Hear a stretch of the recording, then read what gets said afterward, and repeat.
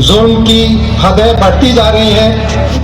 हालांकि जुल्म ये दुनिया जब से कायम है तब से होता आया है, और जुल्म तो जुल्म है, जब हद से बढ़ता है तो मिट जाता है।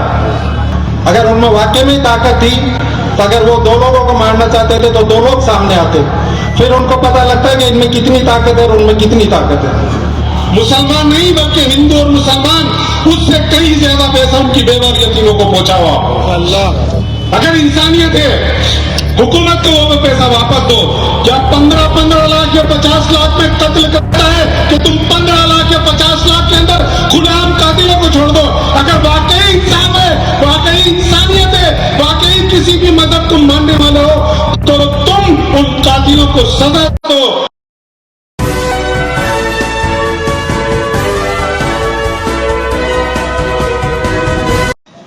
अगर हमारे जहन में ये बात आ जाए, अगर हम इसको मजहब से ऊपर उठकर सोचने लगे कि मुसलमान या हिंदू का नहीं बल्कि इंसानियत का कत्ल हुआ है, और मैं इस बात की भी तायीद करता हूं कि मारने वाले उनका भी कोई मजहब नहीं है, वो सच्चे हिंदू नहीं है बल्कि वो हैवान है जिन्होंने इंसानियत का कत्ल किया है।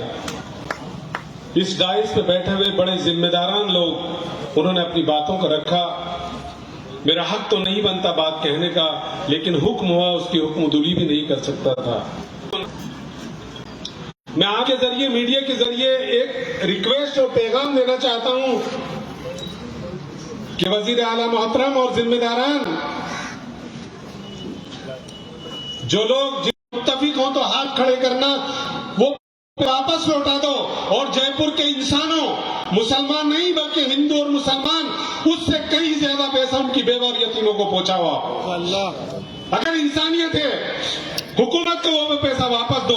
क्या 15 लाख या 50 लाख में कत्ल करता है कि तुम 15 लाख या 50 लाख के अंदर खुलेआम कातिलों को छोड़ दो?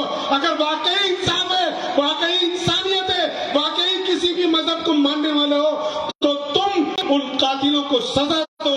होता यह है कि कत्ल करने वाले बरी हो जाते हैं और वो बड़े आराम से घूमते हैं। ये मुल्क बड़ी मुसीबतों, बड़ी तकलीफों और बड़ी कुर्बानियों के बाद में ये मुल्क आजाद हुआ है। मेरे भाइयों, दोस्तों और बच्चों, तारीख को पढ़ो।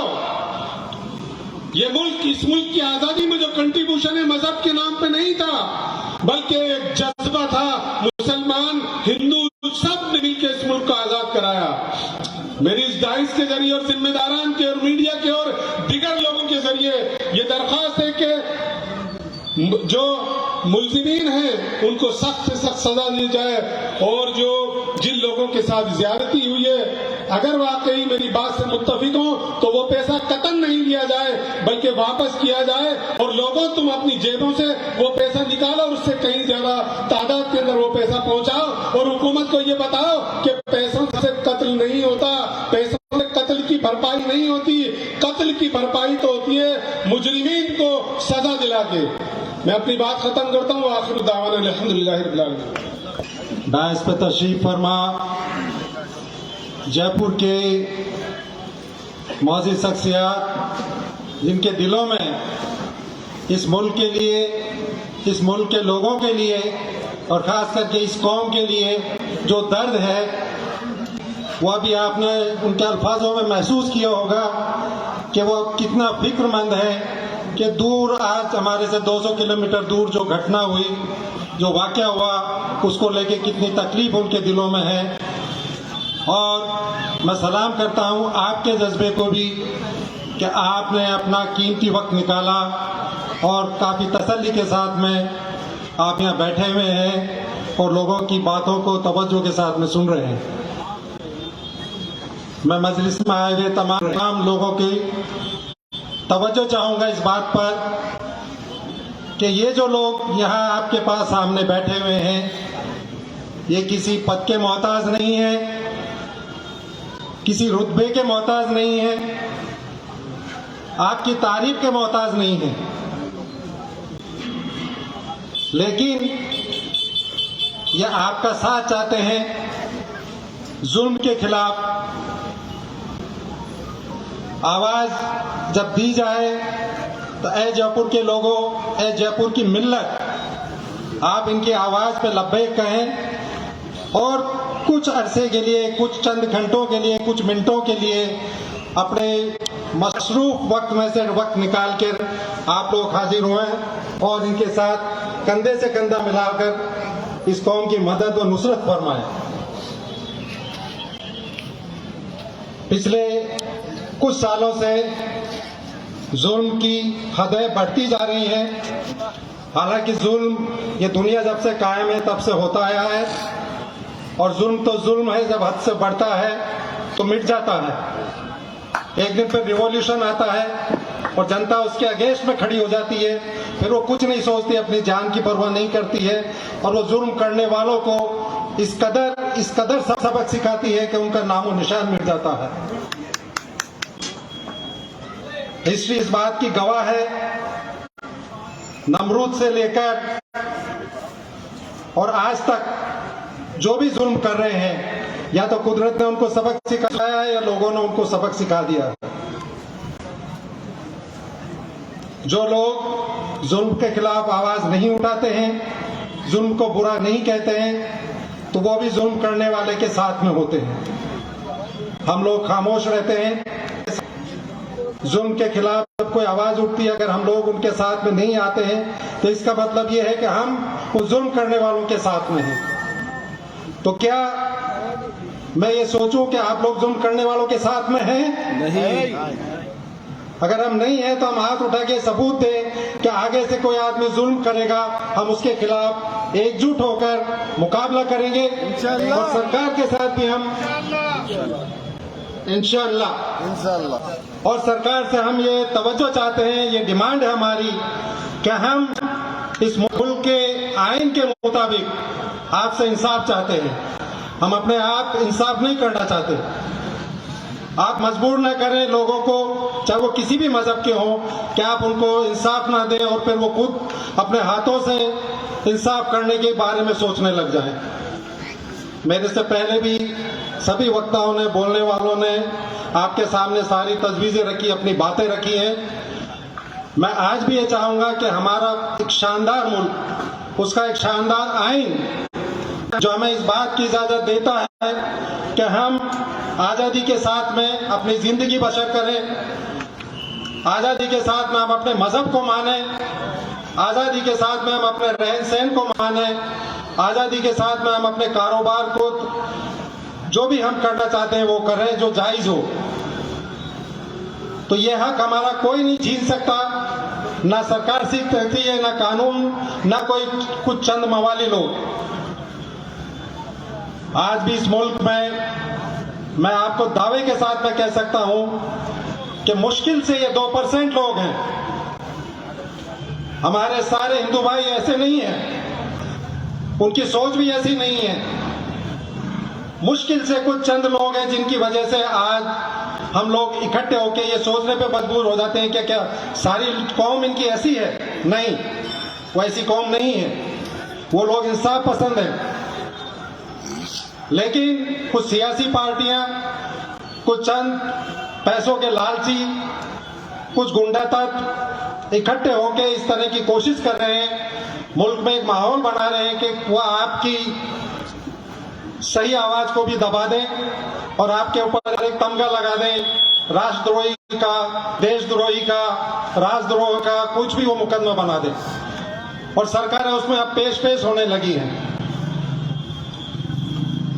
मैं जयपुर की जनता, आप यहाँ मौजूद हैं, आगे जाके आप अपने मिलने वालों को, अपने दोस्तों को, अपने हमसाया को, हम मुल्क को ये मैसेज दें कि हम जुल्म के खिलाफ एकजुट होकर लड़ेंगे और इंशाअल्लाह हमें कामयाबी मिलेगी। आज का जो ये मसला जुनैद और नासिर भाई का, अल्लाह उनकी मग़फ़िरत फरमाए, वो एक शहीद की मौत में शामिल हुए हैं।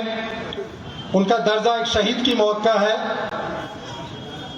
क्योंकि जब चंद गुंडे तक इकट्ठे हो जाए, कुछ मजलूम को अगर वो मार दे तो वो ताकतवर नहीं होते, वो सबसे कमजोर